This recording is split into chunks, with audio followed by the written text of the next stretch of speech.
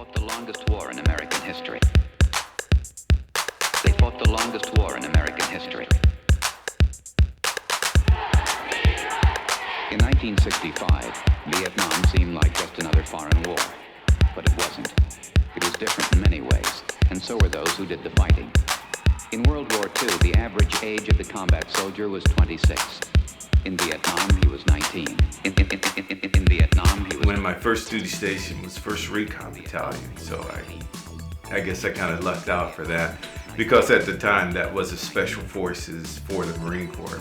But the Marine Corps whole thing is we didn't need a special force because the entire Marine Corps is a special force. At the end of that 4th year, I started working for me. So while then, I've obviously been in various places. I served 28 years of active duty.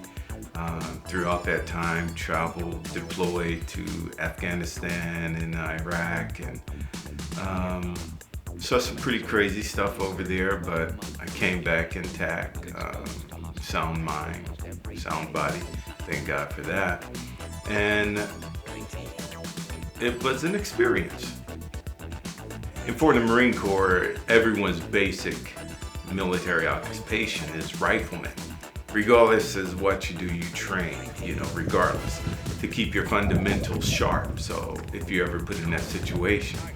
And I went over to some different things than what I was doing because at that time in my career, I was an E8. And E9 as far as enlisted is as high as you can go, in which I was a master gunnery sergeant. So I was over there heading up the OIC, which was the... OIC? Well, it wasn't, it was a COIC. It was a counter operation integration system for EIDs. So we had that charge on dealing with, the EID threat, which was a really challenging thing, because you have the improvised explosives, set on the side of the road. EID? Yeah. Threat was EID. The improvised explosives. What moved me to enlist was, at that time I was a young man and my mom had passed early on and my father was never really part of the picture. And I was spiraling down and I needed an escape. I went to basic in Parris Island, South Carolina, where the real Marines are born. The San Diego Marines love that. Gotcha. How real is PTSD?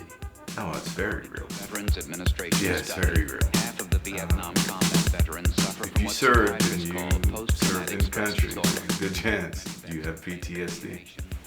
Over the past few years, there's kind of been a change in mindset, but on a whole, people don't really understand what it takes to keep this nation safe and to live this life that we're living. They don't understand what we do in order for that to happen. They think they do, they see it in movies, they can kind of sympathize with it, but they don't really understand what it takes.